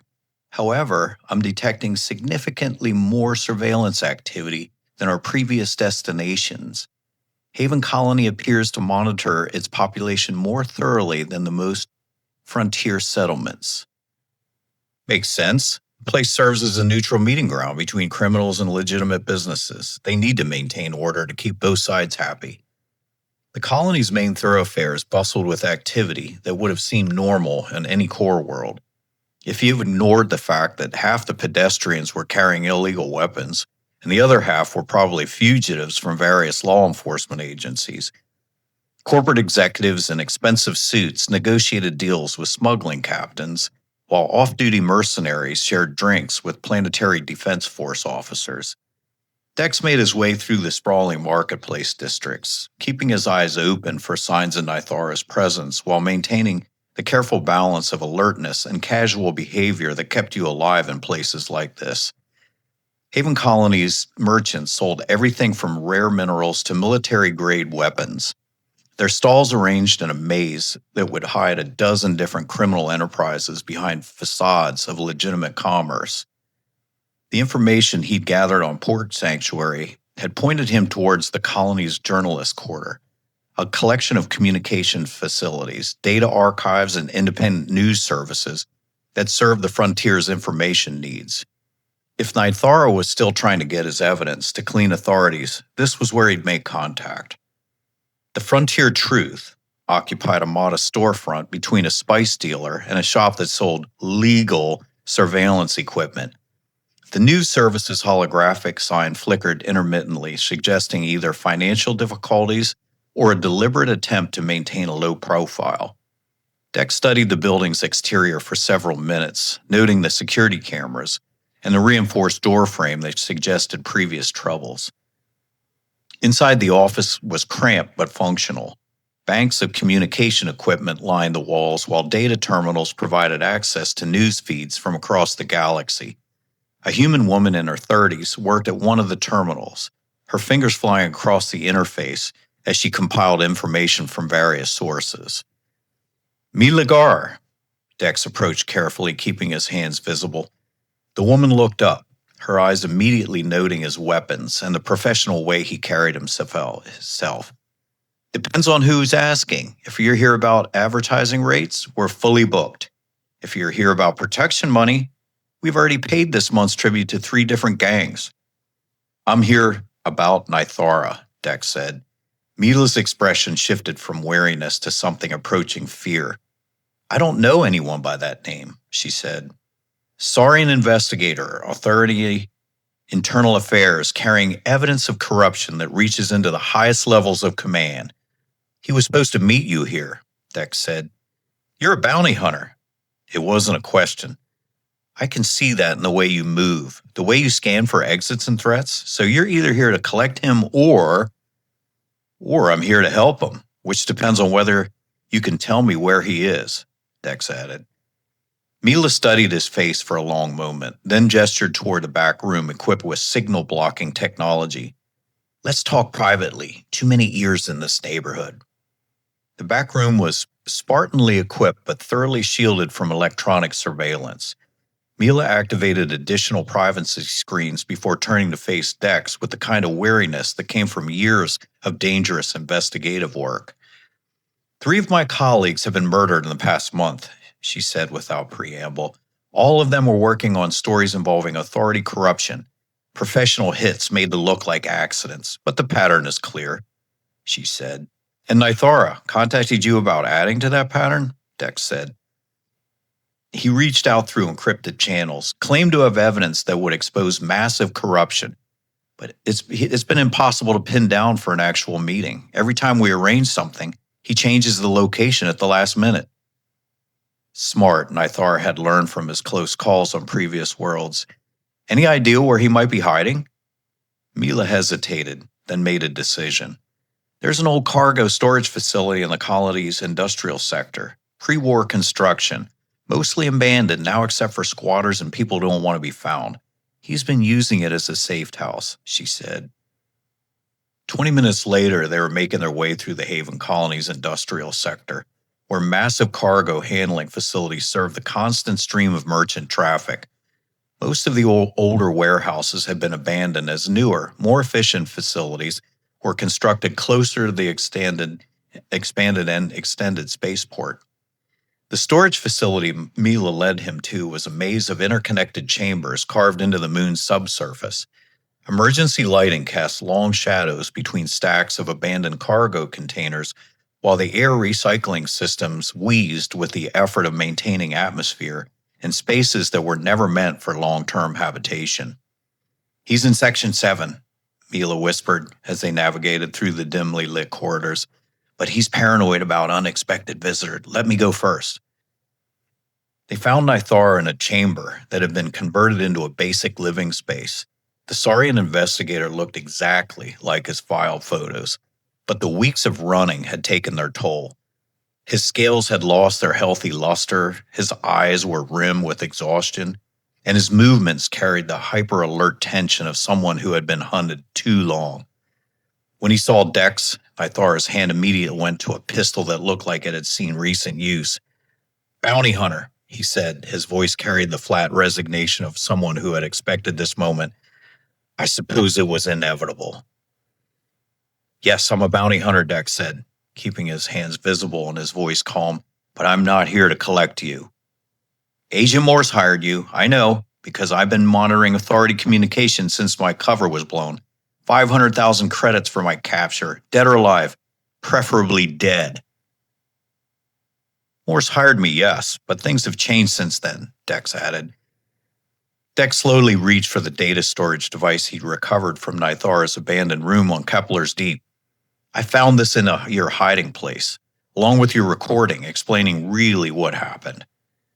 Nythara's expression shifted from resignation to confusion as he recognized his own encrypted files.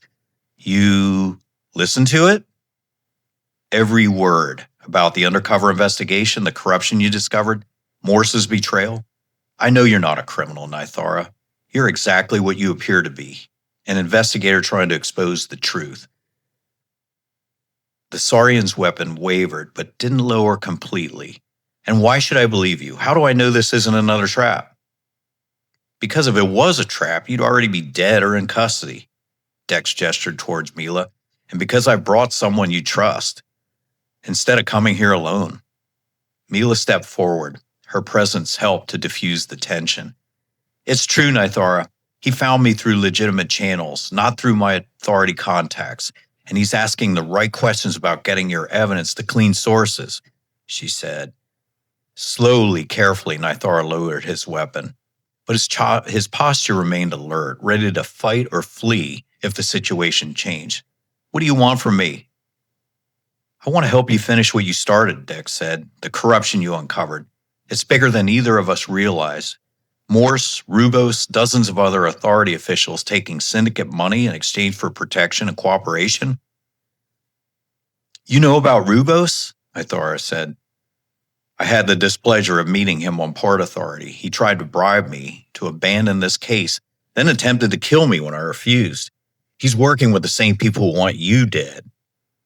Nythara's scales shifted color slightly, a sign of emotional distress in his species. How many people have died because of this conspiracy? How many investigators were derailed? How many criminals went free because authority officials were paid to look the other way? Too many, Dex admitted. But we can stop it if we can get your evidence to the right people. They spent the next hour sharing information, with Nythara providing details about the scope of the corruption, while Dex explained that he'd learned about the syndicate's operations. The picture that emerged was even more damning than either of them had initially realized. The communications array, Mila suggested when they finished comparing notes. Haven Colony's main transmission facility has direct links to Core World's news networks and clean authority channels. If we can access it, we can get this information to people who can act on it, she said. The facility is heavily secured, Nythara pointed out. Corporate and government clients pay premium rates for guaranteed privacy and security. I have contacts in the technical staff, Mila said. People who believe in freedom of information. They might be willing to help if they understand what's at stake. It was a plan with significant risks, but it was also their best chance of exposing the conspiracy before more people died. They spent another hour working out details, identifying backup communication channels, and planning escape routes in case things went wrong. But as they realized their preparations and finalized, Dex heard something that made his blood run cold. The distant sound of heavy footsteps moving through the storage facility's corridors. Arya, he whispered in his communicator, are you detecting any movement in our vicinity? Affirmative. Multiple contacts approaching your position from 3 different directions. Energy signatures consistent with military-grade weapons and equipment. Dex drew his pistol and motioned for the others to take cover behind the cargo containers. We've got company, multiple hostiles, heavily armed. How did they find us? Nythara asked, his own weapon ready. The answer came in the form of a familiar voice echoing through the storage facility's corridors. Nythara, this is Detective Rubos. Authority Internal Affairs, you're surrounded. Surrender now and we can resolve this peacefully. Rubos, Dex muttered. Should have killed him when I had the chance.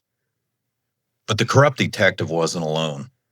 Through the facility's maze of containers and corridors, Dex could hear the distinctive sound of syndicate weapons powering up. Both sides had found them simultaneously, drawn by the same intelligence sources and surveillance networks. The final confrontation was about to begin, and they were caught right in the middle and nowhere to run. So much for our plan, Mila said grimly as she checked her weapon. The plan hasn't changed, Dex replied, studying their defensive position. We still need to get that evidence transmitted. We have to fight our way to the communications array first. Outside their hiding place, the sounds of approaching hunters grew loud as corrupt authority agents and syndicate assassins closed in on their position. The truth was finally within reach, but only if they could survive long enough to share it with the galaxy. Chapter 8: The Marketplace War. The storage facility erupted in weapons fire as 3 separate forces converged on Nythara's hiding place. Energy bolts crisscrossed the narrow corridors while the sound of heavy boots echoed through the maze of abandoned cargo containers. Dex, Nythara, and Mila found themselves pinned down behind a stack of shipping crates as corrupt authority agents and syndicate assassins traded fire with each other while simultaneously hunting for their targets. We need to move, Dex said, studying the tactical situation. This position is defensible for maybe 5 minutes before they coordinate their attack. Nythara's scaled features showed the strain of weeks spent running. Where? They have us surrounded. Not surrounded, channeled. They want to drive us toward the main exit where they can capture us in open ground. Dex pointed toward a maintenance hatch in the ceiling, but there's another way out. The facility's original construction included service tunnels that connected to Haven Colony's main infrastructure.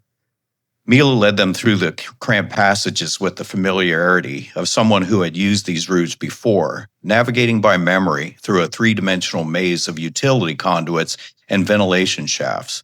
The marketplace, she explained, as they emerged from a maintenance hatch 3 blocks away from the storage facility. If we can reach the central bazaar, we might be able to lose ourselves in the crowd. Haven Colony's marketplace was exactly what they needed. A sprawling complex of merchant stalls, customer traffic, and enough visual chaos to hide 3 fugitives among hundreds of legitimate shoppers.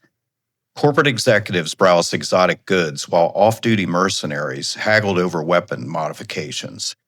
The air hummed with conversations in a dozen languages as beings from across the galaxy conducted their business. But the relief was short-lived. Within minutes of entering the marketplace, Dex spotted familiar figures moving through the crowd. Rubos and his corrupt authority agents had anticipated their escape route, positioning themselves at key checkpoints throughout the bazaar. At the same time, syndicate assassins emerged from concealment among the merchant stalls. They're hurting us again, Dex observed, pushing us toward something. The trap sprung when both groups moved simultaneously, their coordinated attack, designed to catch the fugitives in a crossfire. But they hadn't counted on the marketplace's civilian population or the complex territorial dynamics that govern Haven Colony's commercial districts. The first energy bolt that missed its target and struck a Ferengi merchant stall changed everything. Suddenly, the marketplace wasn't just a hunting ground. It was a battlefield where innocent civilians were caught in the crossfire between corrupt officials and criminal enforcers. Panic spread throughout the bazaar like wildfire. Shoppers screamed and fled in all directions, while merchants tried desperately to protect their merchandise and their lives. The carefully maintained balance between legitimate commerce and criminal enterprise that kept Haven Colony stable began to collapse under the pressure of open fire. "Stay low and keep moving," Dex shouted over the chaos, "but watch for civilians." The three-way battle that followed tested every skill Dex had learned in 20 years of dangerous work. He and Nythara fought as a team, their different abilities complementing each other as they worked to stay alive while protecting innocent bystanders. Dex's combat experience and superior firepower balanced Nythara's knowledge of investigative techniques and his familiarity with authority tactics. A family of Andorian tourists found themselves pinned down behind an overturned fruit stand as energy bolts scorched the air around them. Nythara provided covering fire while Dex guided them to safety behind a more substantial barrier. Moments later, they were helping a group of elderly Vulcan merchants escape from a jewelry stall that had become the focus of intense weapons fire. "This is insane," Mila gasped as she reloaded her weapon. "They're going to destroy the entire marketplace." The syndicate assassins showed no concern for civilian casualties, treating the panicked shoppers as obstacles to be eliminated or ignored. But the corrupt authority agents were more careful, trying to maintain the appearance of legitimate law enforcement even while participating in what was clearly an illegal operation. That division gave Dex an idea. "Nythara, can you access the marketplace's emergency broadcast system?" "Possibly. Why?" "Because half these people don't know what's really happening. They think it is a legitimate authority operation." While Dex and Mila provided covering fire, Nythara worked his way towards the marketplace's central information kiosk. His internal affairs training included emergency communication protocols, and within minutes his voice was echoing through the bazaar's public address system. "Attention citizens of Haven Colony, this is Agent Nythara of Authority Internal Affairs. The uniformed personnel currently conducting military operations in this marketplace are not legitimate authority agents. They are corrupt officials working with criminal organizations. Seek shelter and contact clean authority channels immediately. The announcement changed the dynamic of the battle. Corporate security teams that had been preparing to cooperate with the authority agents suddenly recognized them as threats. Haven Colony's own security forces, who maintained the colony's neutrality through careful political balance, found themselves obliged to intervene against what was clearly unauthorized military action. But Rubos wasn't finished. As local security forces moved to contain the situation, the corrupt detective and his remaining agents retreated towards the colony's infrastructure levels. They were heading for the main power plant, the same facility that housed Haven Colony's main communications array. He's going to try to cut our communications, Mila realized. If he shuts down the transmission network, we won't be able to get the evidence out. The chase led through Haven Colony's industrial heart, past fusion reactors and atmospheric processing stations that kept the lunar settlement habitable. The power plant was a massive complex of generators, control systems, and the communication infrastructure that connected Haven Colony to the rest of the galaxy. Dex found Rubos in the main control room, the corrupt detective working frenetically at the control terminal while his remaining agents established defensive positions among the power distribution equipment. "You're too late," Rubos called out as Dex entered the chamber. "I've already begun shutting down the communications grid. Your evidence will never reach anyone who matters." "Maybe, but you've lost everything else. Your corrupt network is exposed, your syndicate partners are dead or captured, and legitimate authority forces are already mobilizing to clean house." Rubos laughed, but there was desperation in the sound. "You think this ends here? The corruption goes deeper than one sector. Deeper than a few rogue agents. There are people in the authority's highest levels who depend on arrangements like ours." "Then they'll fall too," Dex said. "Or they'll eliminate everyone connected to this mess and start over somewhere else." Rubos' expression grew calculating, which brings me to my final offer. The corrupt detective produced a data chip from his jacket. "This contains enough credits to buy your own planet. 50 million, transferred to accounts that no authority auditor will ever find. All you have to do is kill the Saurian, destroy his evidence, and disappear." Dex studied Rubos' face, looking for any sign of sincerity. "You really think I'd trust you after everything that's happened?" "You don't have time to trust me. The money speaks for itself," Rubos gestured towards the control terminal. "Or you can continue this crusade and spend the rest of your life as a fugitive. Because even if you expose this conspiracy, there will always be others. The galaxy runs on corruption, Kade. It's the only thing that keeps civilization from collapsing into chaos." For a moment, Dex considered the offer. 50 million credits would solve every financial problem he'd ever had. He could disappear to some remote world and live comfortably for the rest of his life, far from the moral complexities that had complicated his simple career as a bounty hunter. But then he thought about Nythara's recording, about the terror in the Saurian's voice as he described being hunted by the people he'd trusted. He thought about the smuggling crew murdered on Nexus Station, about the journalists killed for asking the wrong questions, about all the innocent people who had died to protect Rubos' arrangement with the syndicate. "You know what your problem is, Rubos? You think everyone can be bought." Dex shot took the corrupt detective in the shoulder, spinning him away from the control terminal, but not killing him. Rubos crashed into a bank of monitoring equipment, his weapon skittering across the floor as the remaining agents moved to defend their wounded commander. The firefight in the power plant was brief but intense. Dex's superior position and combat experience quickly overwhelmed the corrupt agents, leaving Rubos wounded but alive and among the sparking remains of his defensive position.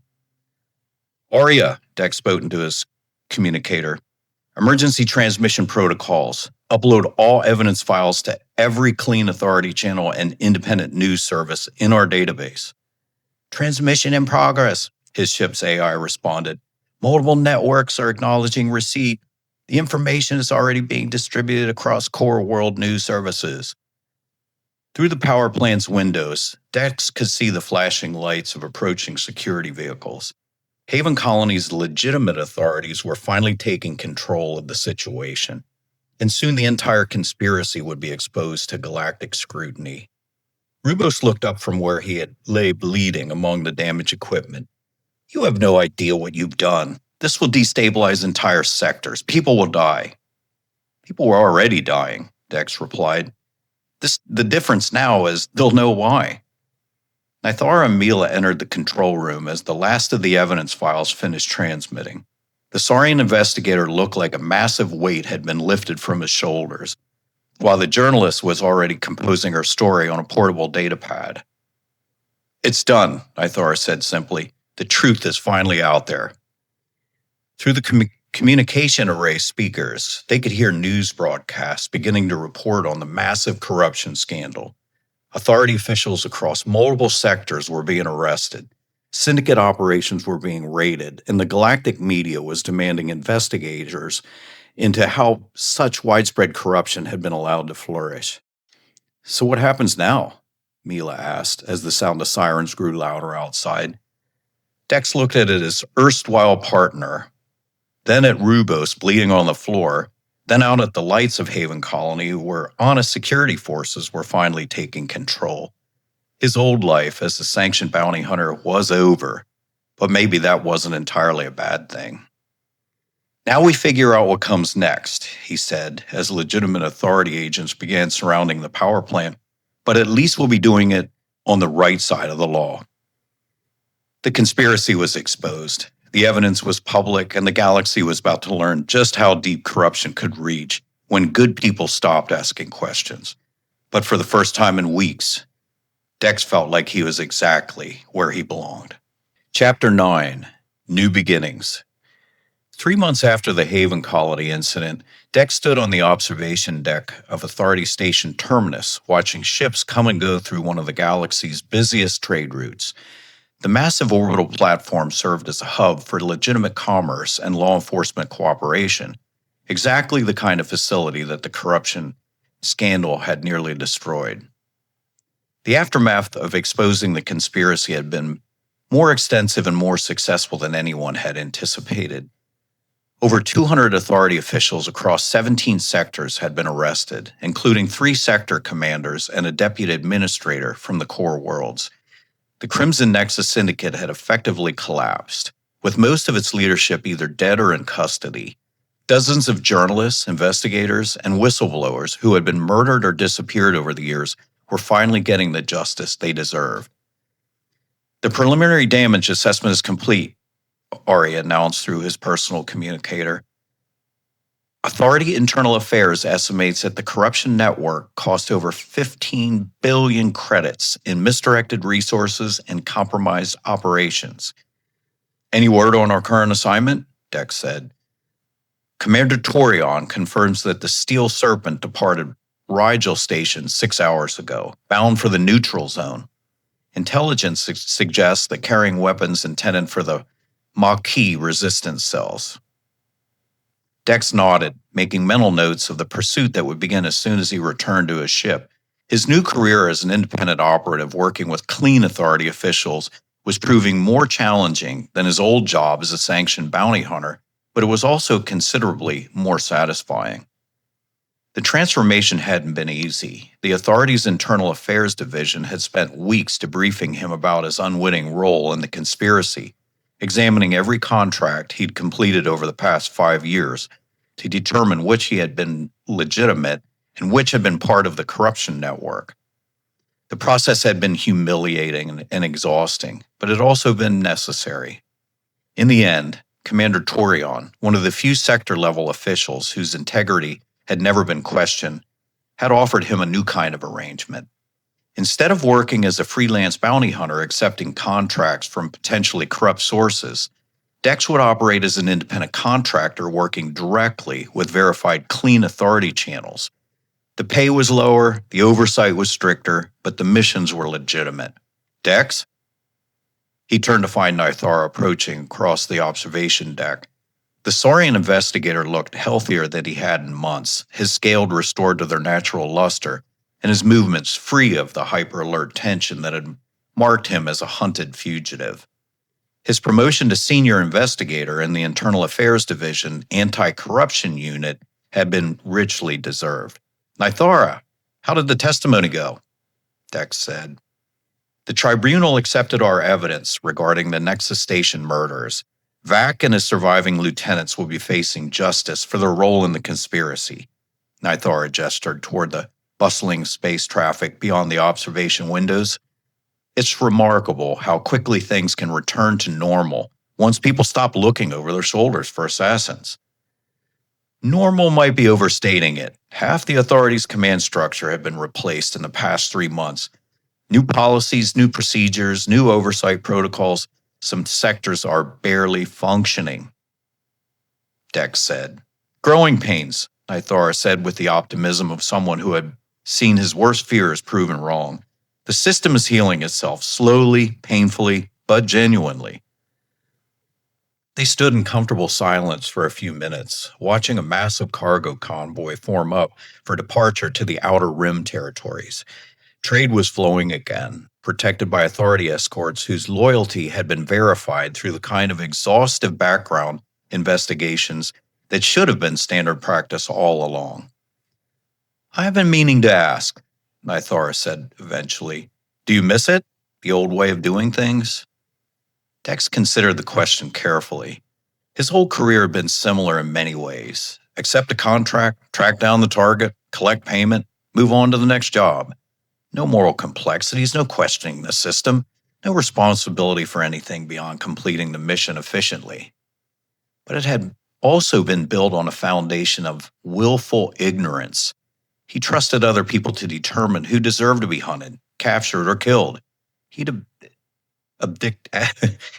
abdicated moral responsibility in exchange for professional simplicity.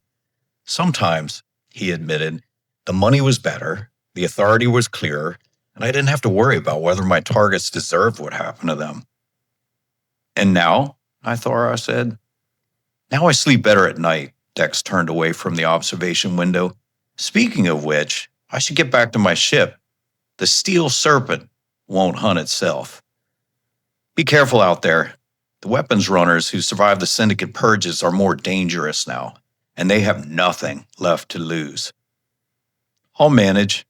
Besides, Arya would never let me hear the end of it if I got myself killed on a routine interdiction mission." Dex made his way through the Authority Station terminus toward the docking bays, noting the changes that had been implemented since the corruption scandal.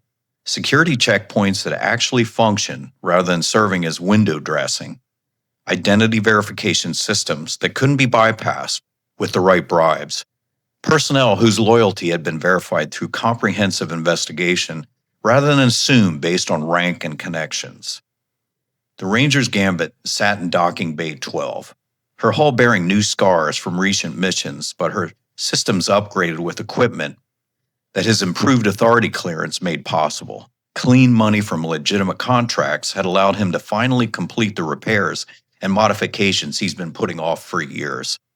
"Welcome back, Dex," Arya greeted him as he boarded. "I've completed the mission analysis for our pursuit of the Steel Serpent. The target vessel is heavily armored but slow, crewed by former syndicate enforcers who are familiar with authority pursuit protocols." "Advantage or disadvantage?" Dex added. "Mixed. They know our standard tactics, but their knowledge is based on the old corrupted procedures. They would be expecting the new cooperation protocols between authority forces and independent contractors." As the Ranger's Gambit departed Authority Station terminus, Dex reflected on how much his life had changed since Agent Morse had approached him in that dive bar with what seemed like a routine contract. He'd lost his comfortable certainties about the systems that he served, but he gained something more valuable, the knowledge that his work actually mattered.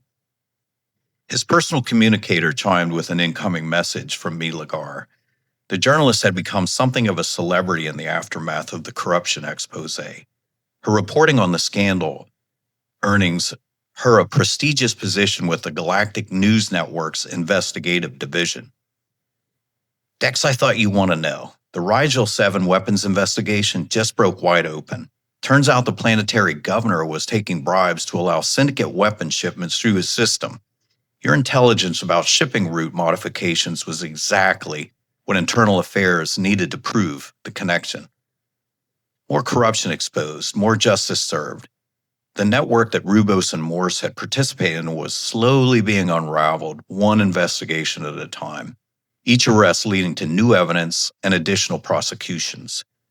Arya, set course for the neutral zone, maximum sustained speed, Dex said. Course plotted, estimated intercept with the Steel Serpent in 14 hours. As the Ranger's Gambit entered hyperspace, Dex found himself thinking about the future. His new career was more uncertain than his old one. The pay was inconsistent, the missions were often dangerous, and there was always the possibility that he'd encounter remnants of the old corruption network who held grudges. But for the first time in 20 years, he was working for people who deserved his help, rather than people who could afford his services. He was part of something larger than himself, a galactic effort to rebuild trust in institutions that had been compromised by greed and moral cowardice. The Steel Serpent and her crew of weapons runners were heading into the neutral zone space, carrying military-grade arrangements and armaments that would fuel conflicts across the Outer Rim territories. But they wouldn't reach their destination. Dex would make sure of that. Because sometimes the only way to build something better was to first tear down the things that were rotten, and sometimes the best way to find redemption was to help other people find justice. The swirling tunnel of hyperspace surrounded the Ranger's Gambit as she raced toward her next mission. Behind them, the galaxy was slowly healing from the wounds that corruption had inflicted. Ahead of them, dangerous criminals thought they could operate in impunity in the lawless regions beyond Authority control. They were about to learn otherwise. Dex Kade was no longer just a bounty hunter pursuing targets for money. He was something more important, a guardian working to ensure the truth about always having to have champions willing to fight for it, no matter the cost. And in a galaxy where corruption and criminality would always exist, there was exactly the kind of guardian the innocent needed. The hunt continued, but now it served justice rather than just profit, and that made all of the difference. In the months that followed, the reforms implemented in response to the corruption scandal would transform how law enforcement operated across multiple sectors. Independent contractors like Dex Kade became a crucial part of the new system, providing oversight and compatibility that traditional authority structures couldn't match. The Crimson Nexus syndicate's collapse created a power vacuum that smaller, more traditional criminal organizations eventually filled. But never again would corruption reach the systemic levels that had nearly brought down entire sector governments. Agent Morse was sentenced to life imprisonment on charges of conspiracy, murder, and treason. Detective Rubos received a similar sentence but died in custody under circumstances that were officially ruled a suicide. The 50 million credits that he started to entire affair were eventually returned to their rightful owners, the taxpayers of 17 different star systems who had unknowingly funded their own oppression. And somewhere in the Outer Rim territories, a scarred pursuit ship continued its external hunt. Thank you.